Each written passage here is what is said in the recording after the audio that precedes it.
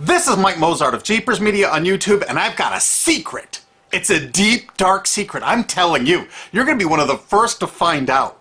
You know this SOPA law they're trying to pass, Stop Online Piracy? Well, guess what? The same people that are trying to get the law passed and have put up like $100 million in lobbying costs to get this law passed so they can control the internet are the same people that distributed the file sharing software. That's right. They're the ones that actually profited from the distribution of the software and taught people how to use it and then turned around and sued people like you for billions of dollars. They did. I'm not kidding. Just look up Joel Tenenbaum. They've sued him for hundreds of thousands of dollars. Poor college kid. They sue single moms for millions for downloading 24 songs. Hey, Google the name Jamie Rassett Thomas. Look at that. They sued and got $1.9 million judgment out of this single mom, and you are next with SOPA. They're going to sue you when SOPA passes. They want to make even a little bit of copyright infringement a felony online. If you do like a little karaoke song, or you have your wedding's first dance, you have a copyrighted song, they want to make you a felon and put you in jail and sue you for hundreds of thousands of dollars. They've done it before to little innocent kids. And you think, oh, I'm not in the United States, I'm fine. No, they're passing this law so they can send in the troops to arrest you and shut down websites in your country too. No kidding. Hey, if you don't believe me, look at this article. British student faces extradition to U.S. over copyright infringement. A 23-year-old British computer student faces possible extradition to the U.S. for linking to copyrighted content on his website. He didn't even post copyrighted material. The student, Richard O'Dwyer, was accused of copyright infringement after setting up a website, TV Shack, which had links to thousands of movies and TV shows, but did not host them. He just linked to them. But our government, under Obama, sent in the U.S. Department of Immigration. They're insisting that the U.K. ship him to the United States so we can put him in prison for 5 years. And what he did is not illegal in the U.K. But our government is insisting, and they may even storm England to get him, to bring him to justice here. They're going to use this to take over the internet and shut down sites like YouTube and Twitter and all your favorites so they can control it, so you have to watch their lame-ass, worthless TV shows. But you know what? I've got the secret to stopping it, and you're going to help me do it, right? Now, don't disappoint me. You got to do your part. Because once the lawmakers find out about this, I think they're going to stop that law. But if you're listening to those hearings, you know, it's all about online piracy, like downloading movies and TV shows and stuff like that. But who do you think, but come here. Who do you think really caused all that piracy, huh? Was it all these kids? No. They needed the tools to do it. Who distributed those tools? Guess who? CBS Television? The CNET division of CBS had almost the exclusive distribution of things like LimeWire, Kazaa, Morpheus, BitTorrent, Azurius, Vooz. CNET, Download.com, and ZDNet are divisions of CBS Interactive, which is owned by CBS Viacom. CNET distributed these little widgets that you would click on those sites. CNET would host the software on their own servers after they've tested it for effectiveness, after their editors approved all the copy and all the pictures, after they tested it thoroughly to make sure it worked perfectly. Then they'd allow it on their site, and they'd give people this widget, because the more downloads that appear on CNET's charts. Because at one time, CNET was a very popular site, and they wanted to be on those charts, so people would say, ooh, the most popular download of the day, I want to be there. Right now you're saying, hey, a lot of other sites had that software besides CNET. Oh, yeah, they did. It was co-branded with CNET. That's right. They made deals where they would distribute their content on sites like AOL, MSNBC, ESPN, Disney'sGo.com. Hey, now it's time to wake up. These SOPA supporters, most of them distributed the file sharing software and taught people how to use it.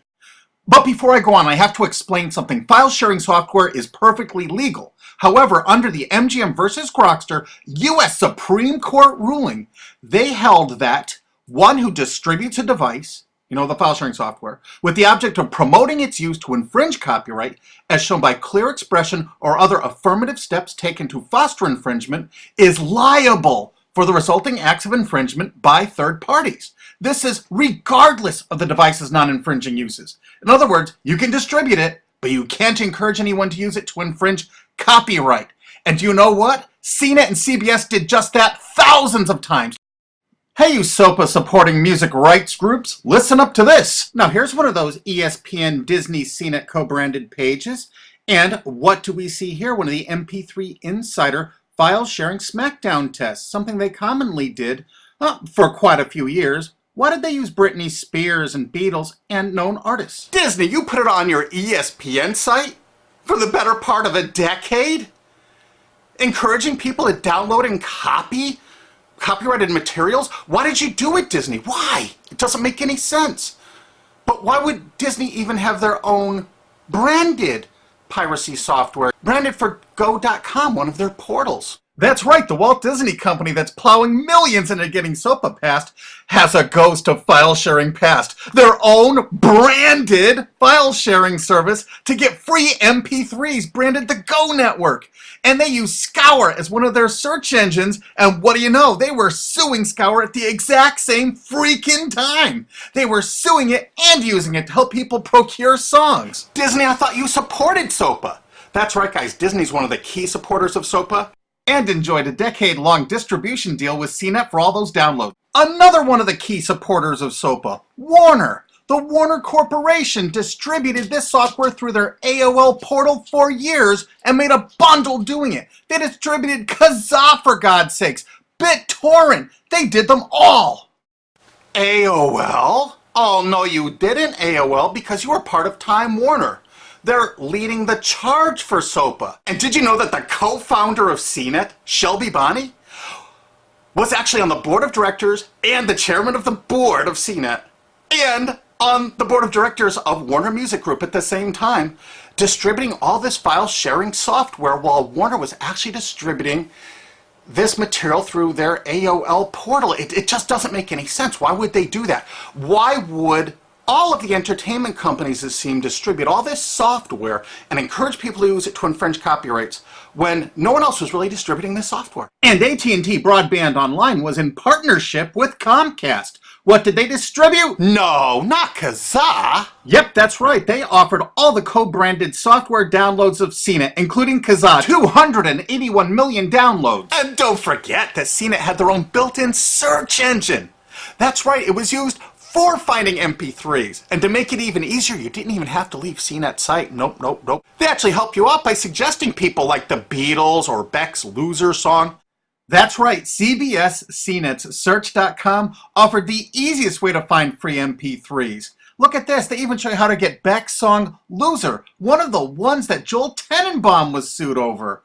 And look, they had presets for YouTube, Britney Spears, and Madonna, and returned results like this that were a simple right click away and downloaded right from CNET's own cozy little site, so you never had to leave. You can get music for Rush, Incubus, Lenny Kravitz, and more. They maintained this for years as a piracy system. And you simply just push find, and it returned embedded links that you would right-click on and download the songs directly from CNET. They made hundreds of millions of dollars doing this, guys. Hundreds of millions of dollars, while suing kids for using it exactly as they instructed. You got a lot of splaining to do, CBS. A lot of splaining. We can't wait for Discovery. NBC was a big investor in CNET. Bet you didn't know that. And Paul G. Allen from Microsoft, he was a big investor in CNET.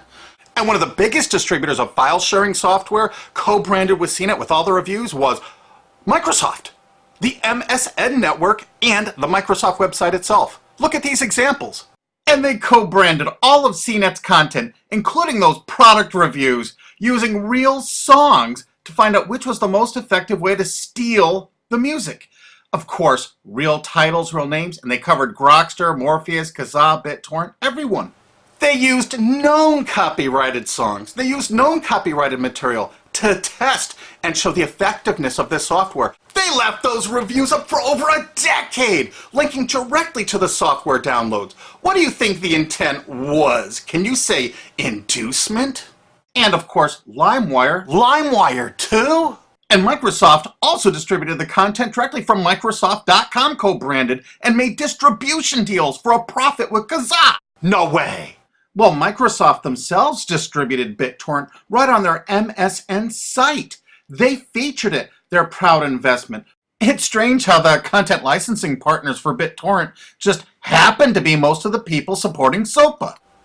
And they know it was used for piracy. The CNET writers admitted that it was the king of piracy online, that you could use it to procure copyrighted materials. They advertise that fact all the time in their editorial copy with hot links to go download it so you can get the material yourself. And let's not forget that CNET distributed all the DRM removal equipment. That's right, Download.com is a division of CNET.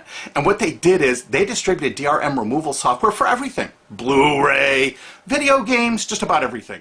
Now, book publishers are some of the biggest supporters of SOPA because there's a lot of piracy of ebooks going on online.